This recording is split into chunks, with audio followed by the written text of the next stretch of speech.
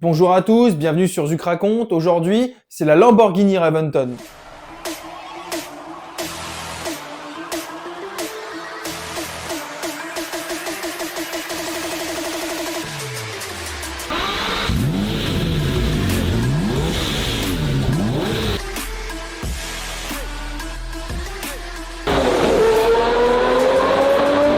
Aujourd'hui, on va voir ensemble pourquoi la Lamborghini Raventon a une place extrêmement importante au sein même de Lamborghini, ainsi que dans le patrimoine mondial de l'automobile. Pour ça, on va mettre un tout petit peu dans le contexte et revenir un petit peu en arrière pour se placer au niveau du rachat de la Lamborghini en 98. Le rachat en 98, c'est évidemment pas le premier rachat que la marque a subi, puisque Lamborghini, tout au long de sa vie, va se faire racheter un peu à droite à gauche, mais le dernier en date, c'est celui-là, et il est fait par Volkswagen. C'est à cette période-là que Ferdinand Piëch s'amuse à reprendre Volkswagen et à racheter absolument tout ce qui bouge. Audi, Seat, Polo, Audi, Seat, Skoda, Lamborghini, et j'en passe. On reviendra sur Ferdinand Piëch parce qu'il a une grosse histoire, et le mec, malgré un boulard un peu énorme, des idées pas très conventionnelles, il a quand même pas mal contribué au fait que aujourd'hui Volkswagen se porte bien, quoi. Donc en 98, quand Ferdinand Piëch rachète Lamborghini par l'intermédiaire d'Audi, il va récupérer une ruine. Les anciens proprios de Lamborghini subissent une crise dans leur pays et ils ont plus du tout de thunes en fait, les mecs. Ils sont plus capables d'alimenter la marque qui de toute façon est vieillissante et qui ont du mal à vendre les derniers exemplaires de la Lamborghini Diablo. Crise, bravo, bravo. Coût total de l'opération, 110 millions d'euros. Et retenez bien ce chiffre, parce qu'il va être important, on va revenir là-dessus un petit peu après. Donc on avance un petit peu dans le temps, et en fait, pour rebooster un petit peu cette marque-là, Ferdinand Piëch, il va faire exactement ce qu'il a toujours fait avec les autres marques, à savoir repomper des pièces d'un peu partout, afin de pouvoir construire des voitures qui sont au final un peu différentes au niveau esthétique, mais par contre, au niveau de la conception et même des pièces utilisées, vont être quasiment identiques. Et c'est de ça que va naître la Lamborghini Murcielago. On est en 2001, au Salon de Francfort, et c'est là où la voiture va taper dans l'œil d'absolument tout le monde. C'est ici qu'elle est présentée en exclusivité, et pour le coup, c'est un banger total. Tout le monde est content de cette voiture, tout le monde est ravi, tout le monde adore la gueule. Moteur retravaillé, un châssis tout neuf, une transmission intégrale, 580 bourrins, ce qui en fait une voiture vraiment dans le top de sa catégorie à son époque. Il y a une fiabilité qui va être améliorée, mais c'est parce que ça partait vraiment de loin, quoi. Parce que la fiabilité améliorée, faut le dire vite quand même. Quand tu remplaces un embrayage tous les 20 000 au mieux, c'est un peu mieux. La Lamborghini Murcielago, au cours de sa carrière, va s'écouler à plus de 4000 exemplaires. Pour une voiture de ce segment-là, avec ce prix-là, c'est énorme. Et en fait, ça va propulser Lamborghini vraiment sur des bases très saines. Et le petit Ferdinand, il va pas s'arrêter là. Ferdinand Piëch.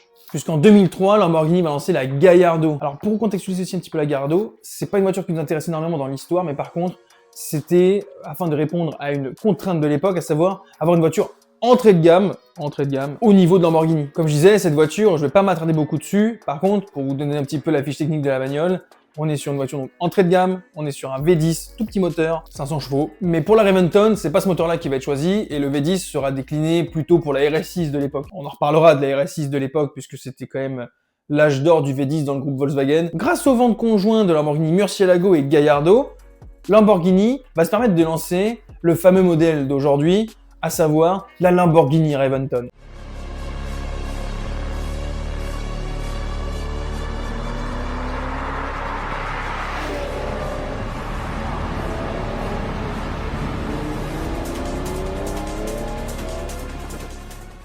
La Raventon. Putain, je pense qu'elle a fait rêver tous les gamins de mon époque, la Raventon. C'était une voiture du futur. C'est pas pour dire, hein, mais on va revenir là-dessus. C'est pas pour rien qu'elle était dérivée d'un système avec les avions et tout ça, machin. Ça a fait rêver tous les gamins de l'époque. On était tous là. Elle était pas beaucoup présente dans les jeux vidéo, et ça, pour le coup, ça a aussi contribué un petit peu à sa rareté. Les images étaient folles. Je pense sincèrement que la Lamborghini Raventon, c'est une de mes voitures préférées, alors même que j'en ai jamais vu une, et potentiellement jamais conduit une sur les jeux. Ce qui est fou avec la Raventon, c'est que même dans le nom, ils ont pas déconné. Lamborghini a pour habitude de nommer ses voitures avec des noms de taureaux légendaires. Donc on a la Murcielago, qui veut dire chauve-souris. Me demandez pas pourquoi c'était un taureau légendaire, chauve-souris. On a la Diablo, qui est complètement littérale, le diable, voilà, c'était un truc de fou. Et là, on a la Lamborghini Raventon, qui pourrait se traduire par explosion. Donc là, on est vraiment sur quelque chose d'assez agressif. C'est en 2007 que Lamborghini va reprendre une vieille formule que vous connaissez déjà, au salon de Francfort, où ils vont présenter cette fameuse Lamborghini Reventon. Et les mecs avaient pas blagué, hein, parce qu'en fait, ce qu'il faut savoir, c'est que la plupart de son développement était resté ultra confidentiel, ultra secret. Seule une poignée d'employés étaient au courant de l'existence de ce projet-là, en fait. Les mecs allaient même jusqu'à fabriquer des pièces dans des départements bien spécifiques, afin que tout reste un peu secret ou choses comme ça. Enfin, ils ont fait des caisses, quoi. Inspirés par l'aviation militaire, la Lamborghini... Explosion 1000 paquets sur le design, des lignes découpées, un diffuseur arrière incroyable, et une couleur gris mat qui était complètement unique pour l'époque, en font de cette voiture une des voitures les plus belles de son époque. Et là, on parle que pour l'extérieur, parce que pour l'intérieur, il y avait un tout nouveau tableau de bord avec un affichage dynamique. Les mecs ont quand même poussé le bouchon vachement loin, parce que tu pouvais afficher les jets que tu prenais, la courbe de puissance. Bon, en vrai, c'était fou, mais il y avait un peu que ça, sinon c'était une Murcielago, hein, clairement. Ils ont quand même changé ça, c'est bien. Côté moteur, maintenant, le plus important, c'est là où c'est complètement fou. Parce que du coup, c'est la même chose qu'une Murcielago. Je sais pas si c'est fou ou si c'est de l'arnaque.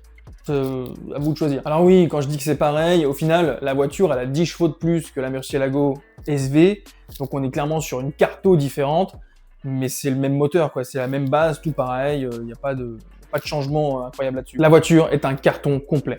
Tous les exemplaires sont vendus avant même la sortie de la voiture. On parle de 20 exemplaires vendus directement, sold out. Et c'est là où pour moi, c'est très très fort.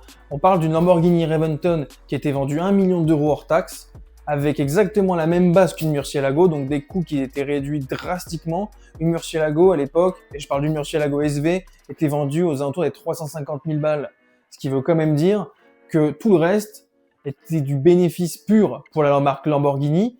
Et c'est là où c'est extrêmement fort. Et c'est là qu'il faut comprendre quelque chose. C'est que en créant un petit peu de rareté avec les 20 exemplaires seulement, et du design un petit peu différent, racé, qui révolutionnait un petit peu le genre pour l'époque, Lamborghini s'est permis de tripler le prix d'achat.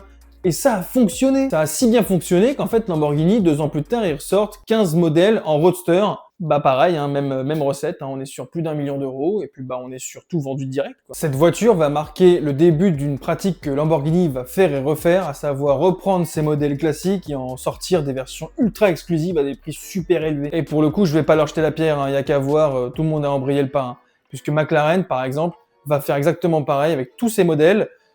Et je crois même que maintenant, il y a plus de modèles exclusifs que de modèles classiques, en fait. La Reventon va redéfinir, en fait, les bases du design, puisque l'Aventador, qui sortira juste après, qui sera la grosse Lamborghini suivante, va reprendre les mêmes codes au niveau design. Qu'on aime ou qu'on n'aime pas, que ce soit la triplette Lamborghini, Gallardo, Murcielago, Reventon, aura quand même sauvé une marque, à savoir Lamborghini, redéfini des codes du design, ainsi que redéfini une code de la rareté de la voiture. Et rien que pour ça, chapeau Lambo. Encore une fois, qu'on aime ou qu'on n'aime pas, tout à l'heure, je vous ai parlé du rachat de Lamborghini à une hauteur d'environ 110 millions d'euros. Bon, il faut savoir qu'il y a 2 ans, Lamborghini a refusé un rachat à hauteur de 9 milliards d'euros. Preuve que la pratique fonctionne bel et bien. Merci de m'avoir suivi dans cette histoire. Évidemment, tout n'est pas exhaustif. J'ai dû faire un petit peu des cuts au niveau de ce que je voulais raconter. J'espère avoir pas mal de retours afin de pouvoir améliorer tout ça. N'hésitez pas à me laisser un pouce bleu, un commentaire afin que je puisse prendre tout ça en compte. Et puis, me montrer votre soutien, ça fait extrêmement plaisir. Quant à moi, je vous dis à très bientôt pour une nouvelle histoire qui, je l'espère, vous passionnera.